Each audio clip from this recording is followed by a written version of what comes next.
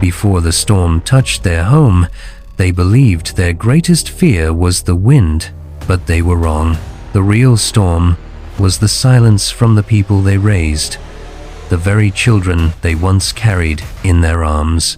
This is the heartbreaking story of two parents who survived a night that should have taken their lives, and the painful truth they discovered when the sun finally rose. Welcome to Our Children Left Us to Die in the Storm, a story that will break your heart and open your eyes. Before we continue, kindly hit the subscription button on your screen. The wind had already begun whispering warnings before noon, soft murmurs pushing against the windows like restless hands searching for a way inside. But in our quiet neighborhood on the edge of the American Midwest, storms were as common as the dusty summer air. My wife and I had lived through so many of them that we had learned to read their moods. The gentle ones that passed with a sigh, the loud ones that left trees bent like old men, and the rare ones that carried something darker, something that felt like a question no one wanted to answer. That morning, something in the air felt wrong. The sky had a strange heaviness, as if the clouds were being dragged down by invisible ropes, weight pressing upon weight. My wife, sitting by the kitchen window with her cup of warm tea, kept glancing upward. "That's not a normal shade of gray," she murmured, her voice thin but steady, the way it had always been since the children moved far away. I stood behind her, resting my hand on her shoulder. "Weather service didn't say anything serious last night. Storms don't always ask permission before arriving," she replied. Her words lingered in the room longer than they should have, soft, sharp, and frighteningly true. We had been alone for nearly 5 years. Our children, 3 grown adults, had left home one by one, chasing their own busy lives in cities hours away. They called on holidays when they remembered, texted only when something major happened, and visited maybe once or twice a year if schedules allowed. We never blamed them. Life was fast, and they were carried by currents we no longer understood. But today we needed them. And they weren't here. By mid-afternoon, the whispers outside had turned into a roar. The sky had darkened so much it felt like evening had come early. A heavy pressure sat on my chest, not from fear, but from the eerie stillness that came just before the first wave of wind slammed against the house. It rattled the walls hard enough to make our old picture frames tremble. My wife flinched. "That wasn't normal," I nodded. "Let me check the news again." I turned on the television, and every station had the same red banner flashing across the bottom. "Severe superstorm warning. Seek shelter immediately." The words hit me harder than the wind had. A reporter's voice came through the speakers, steady but strained. "This storm system has intensified beyond original forecasts. All residents in the region are advised to take shelter now. Repeat, take shelter now. Conditions are changing rapidly." My wife slowly set her cup down. "Call the kids." Her voice cracked just once, just enough for me to hear the fear beneath it. I grabbed my phone with shaking hands, dialing our oldest son first. He didn't answer. Straight to voicemail. I tried again. Voicemail. Again. No response. "He's probably at work," I muttered, though I knew the storm warnings were impossible to miss. Phones everywhere were buzzing. "Try the others," she whispered. Our daughter picked up on the third call. "Hey Dad, I'm in the middle of something. There's a superstorm coming. The news is telling everyone to take shelter," she sighed. "Yeah, I saw something about it already, but I'm not in your area. I'll be fine." "Are you and Mom okay?" "We're fine, but..." "Okay then. I'll call you later, Dad. I've got a meeting in a few minutes." "A meeting?" She hung up before I could reply. I stared at my phone for several seconds, listening to the empty beep of the ended call. My wife watched me, her eyes glassy. She didn't ask if we needed help, she whispered. I forced a smile. She just didn't understand how bad it is. But even I didn't believe my own words. I tried our youngest son, he answered breathlessly. Dad, listen, I'm driving. The weather here is crazy, but I'm okay. I'm heading to a friend's place. There's a storm coming here, worse than anything we've seen. I know, I saw the alert. But you guys have the basement, right? You'll be fine. I'll check in later, okay? Before I could say anything more, he hung up. My wife lowered her face into her hands. None of them are coming. I sat beside her, pulling her gently against me. They don't understand the danger. They're not seeing what we are. But the truth sat heavy between us. They had left us to face the storm alone. Outside, the storm continued building itself like a living thing. Wind screamed across the yard, bending the tall oak tree until it groaned like it might split in half. Debris tumbled past the window, a loose trash bin, a plastic chair, the neighbor's metal sign. Thunder cracked so loud, the walls shook. At 4:17 p.m., the power went out. Darkness rushed in without warning, swallowing the house in one terrifying gulp. The humming of the refrigerator stopped. The ceiling fan froze mid-turn. The heater died with a soft sigh. My wife reached for my hand instantly. Basement, I said. We have to go now. We moved through the house by memory, the hallway, the pantry door, the old wooden steps that creaked with every hurried footstep. The air was thick, almost suffocating. I grabbed the emergency lantern from the shelf and flicked it on, casting long, shaky shadows across the walls. We reached the basement and shut the door behind us. I tried calling the kids again. One didn't answer. One texted, "I'm in a meeting." One responded, "I'll call later, Dad. Stay safe. Stay safe." As if safety was something waiting at the bottom of a text message. The storm hit with full force. There was no warning, just a violent boom as if the sky had cracked open. The house above us trembled so hard, dust cascaded from the ceiling. Wind howled like a wild animal circling its prey. My wife squeezed my hand, trembling. "It sounds like the roof is being torn apart." "It's strong," I admitted, "but the house has survived storms before. But not like this. Never like this." Objects slammed against the outside walls, branches, metal, maybe even entire panels ripped from neighboring houses.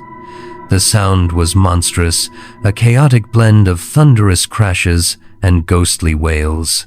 We sat together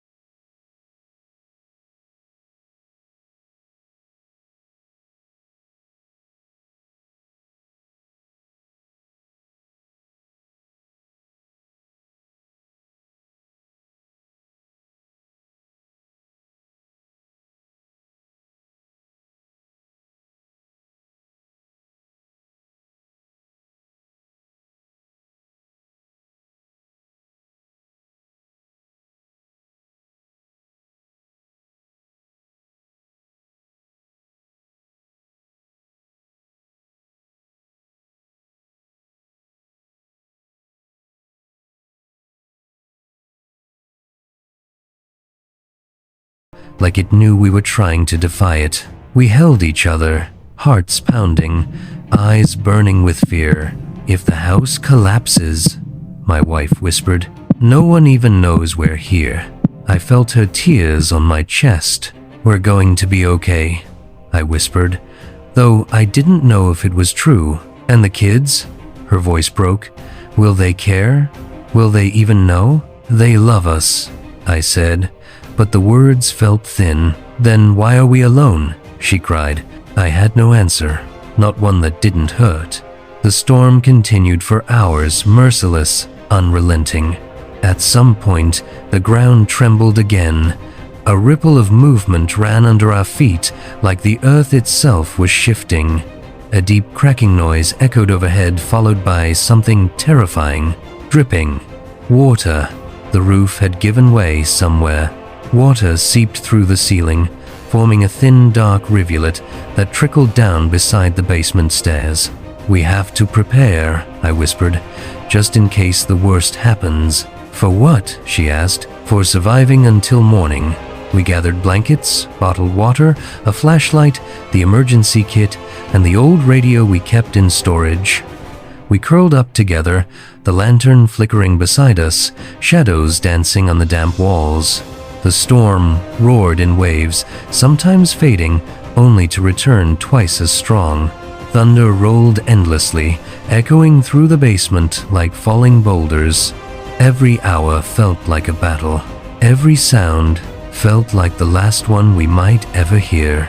My wife cried quietly into my shoulder, and I held her, praying softly under my breath. We had survived so much in our lives, loss, sickness, struggle, but never something like this.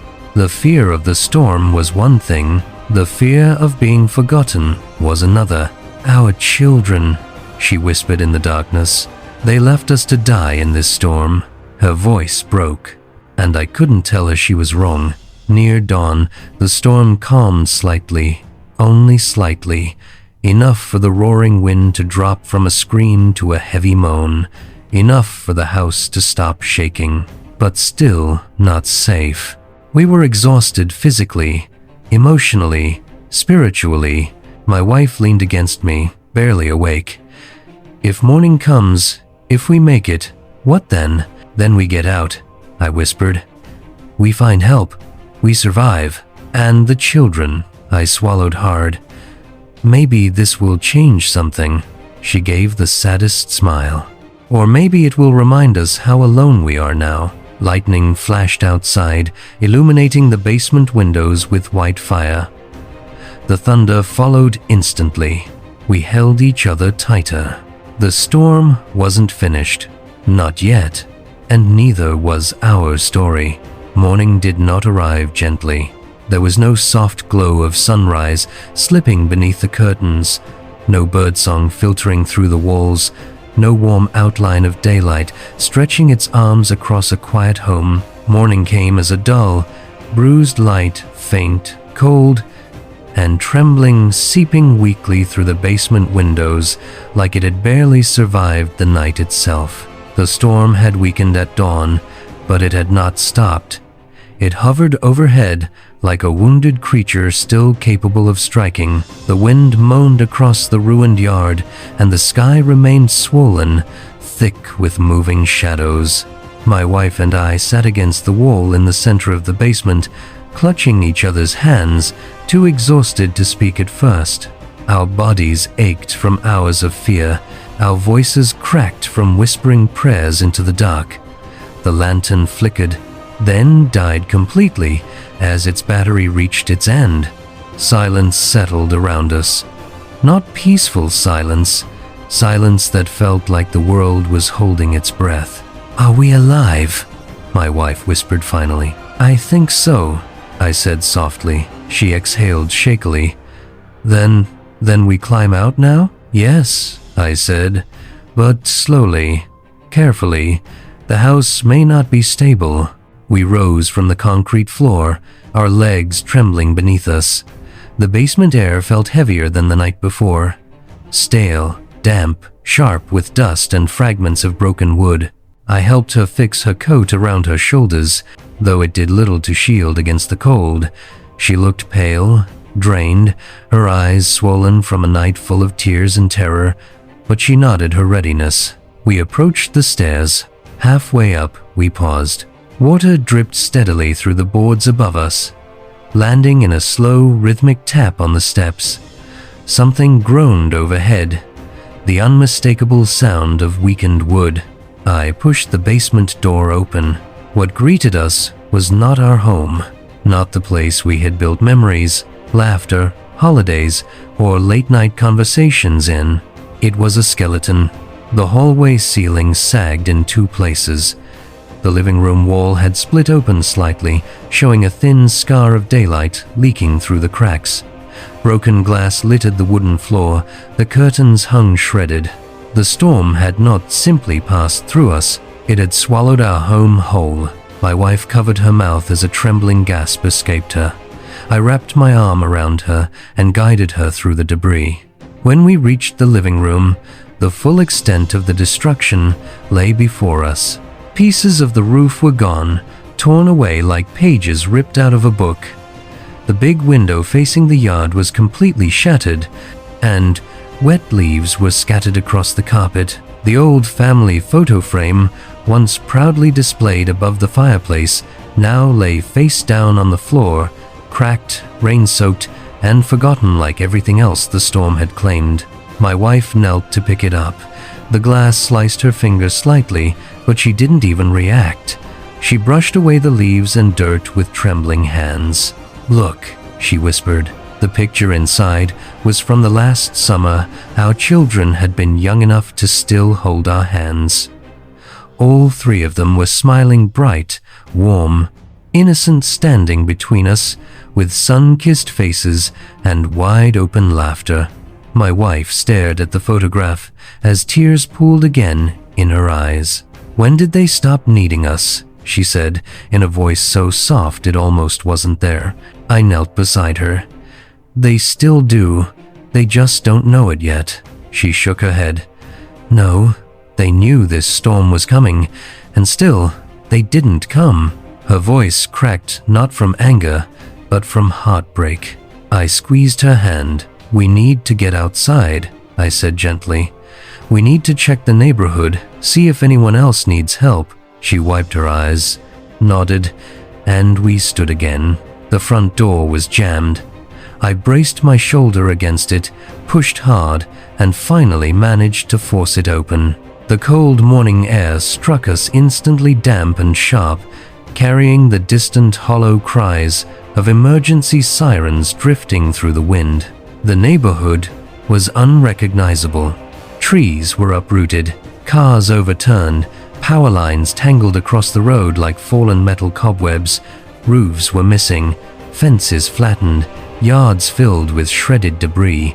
It was as if the storm had reached into every home, taken what it wanted, and left the rest scattered like broken memories. My wife grasped my arm tight. "It looks like a battlefield." In a way, it was. We stepped outside slowly, our feet crunching over shattered branches and torn shingles. The ground squelched with mud. Loose papers flew in small circles wherever the wind picked them up. A neighbor, an elderly man from 2 houses down, limped out of his doorway with a blanket around his shoulders. His clothes were soaked.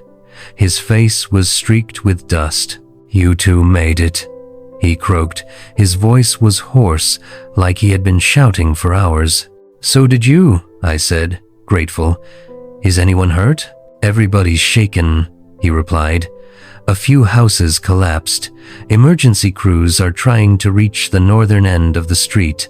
Roads are blocked everywhere." He glanced at the sky. "There's talk of another wave of the storm returning by evening. They're telling everyone to get to the shelter downtown." My wife stiffened in fear. "Another wave? That's what they're saying." I felt her hand tremble in mine.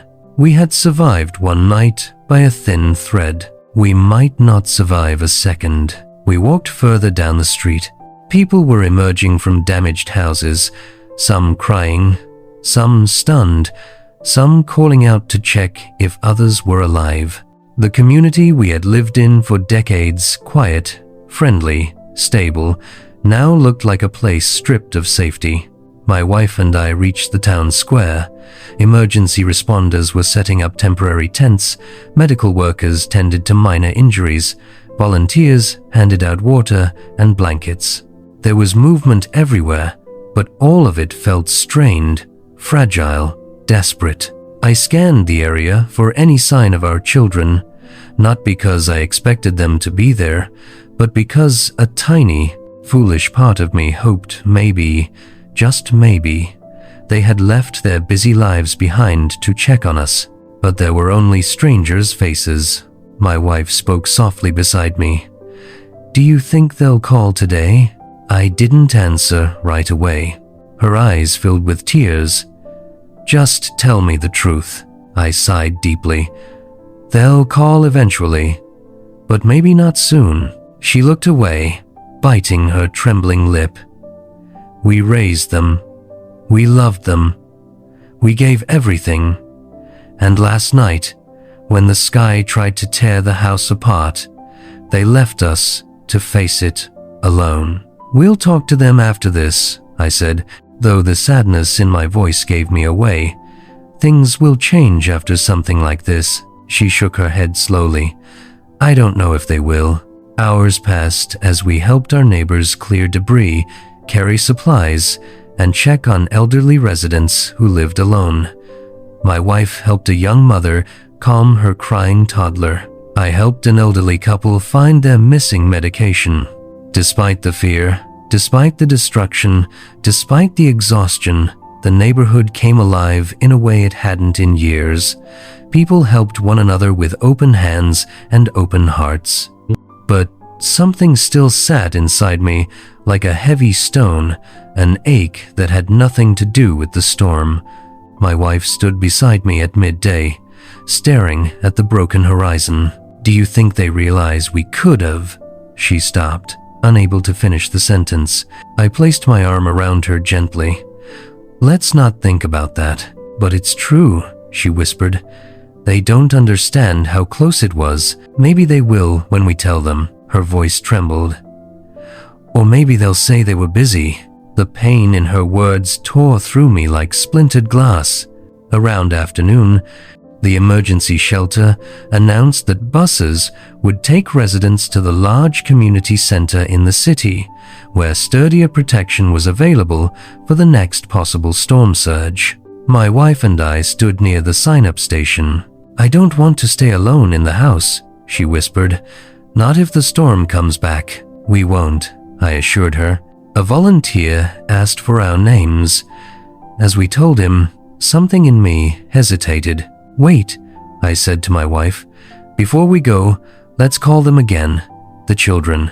She stared at me with tired eyes but nodded. We stepped aside. I took out my phone. The screen was cracked but still working. The signal bar flickered weakly, unstable, but just enough. I called our oldest son. It rang twice. Then a tired, rushed voice answered. "Dad? I heard about the storm. Is everything okay?" "Sorry, I couldn't pick up last night. I fell asleep early." "We survived," I said, keeping my voice steady. "Oh good," he said. "I knew you guys would. You've lived there forever. You know how to handle storms." I felt something twist inside my chest.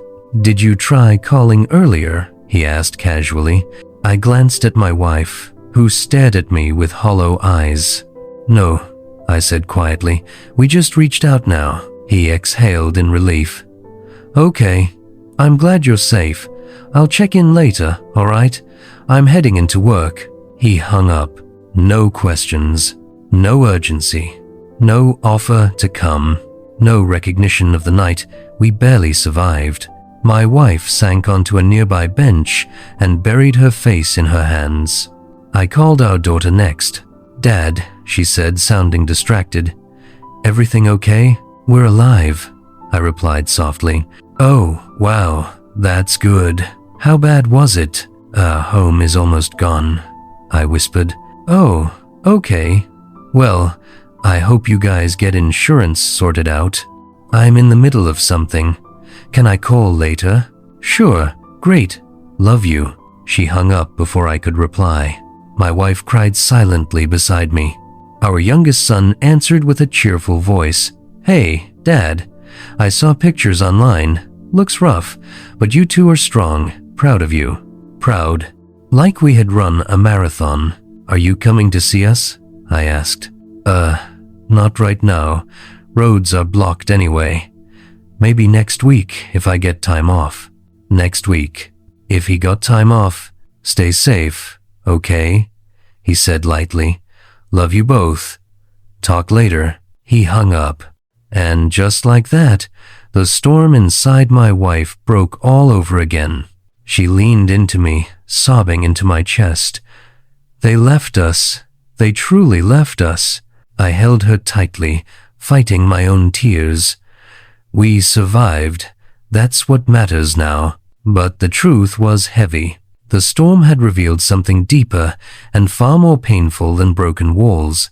We boarded the evacuation bus that afternoon. The road out of our neighborhood was barely passable, but emergency workers cleared a narrow path. As the bus rumbled forward, we watched our home disappear behind us, broken, battered, wounded. My wife rested her head on my shoulder. Do you think they'll ever understand what this felt like? She whispered. I don't know, I answered honestly. The bus passed fallen trees, overturned cars, entire homes flattened like crushed cardboard. Families stood together outside shelters. Volunteers waved us forward. Emergency lights flashed everywhere. This storm didn't just break the town, she murmured. It broke us too. I squeezed her hand gently. No, I said softly. It didn't break us. It showed us who we are. And who they are, she asked bitterly. No, I said with sadness. It showed us who they've become. She closed her eyes, tears slipping down her cheeks. We reached the city shelter. As we stepped off the bus, dozens of volunteers greeted us warmly, offering blankets, hot drinks, and comforting smiles. Strangers cared. Strangers reached out. Strangers helped. But the people we brought into this world, our own children, had not lifted a finger the night we were close to being taken by the wind. As we settled on 2 cots in the shelter, my wife turned to me with a trembling voice. I don't want to be angry at them, she whispered, but I'm hurting so much. I know, I said, stroking her hand. I am too. She looked up at me, her eyes full of the deepest sadness I had ever seen. I think last night changed something in me. Something I don't know how to fix. I didn't ask what she meant, because I felt it too, the shift, the wound, the quiet breaking. The storm had passed, but inside us, another storm had begun. Hours later, as we lay on our cots, wrapped in donated blankets, listening to the quiet murmurs of other survivors around us, my wife whispered one last thing before sleep finally overtook her exhausted body. If we had died last night, they wouldn't have even known until days later. And I realized something painfully true. The storm didn't leave us. Our children did. And in that moment I understood this wasn't just a story of survival. It was the story of 2 parents who loved with their whole hearts and learned too late that love doesn't always return home. Some storms destroy houses, but others destroy expectations. At the end of everything, these parents learned that survival is not just about holding on to life, it's about facing the painful truth that sometimes the people we love the most are the ones who forget us first. But this is not just a tragedy. It is a reminder. Check on your parents. Call them. Visit them. Care for them while you still can. Because one day, time will run out and regret will come too late. Thank you for watching. If this story touched your heart, don't forget to hit the subscription button, like, and let us know in the comment where you are watching from. And don't forget to share it with someone who needs to hear it. Stay safe.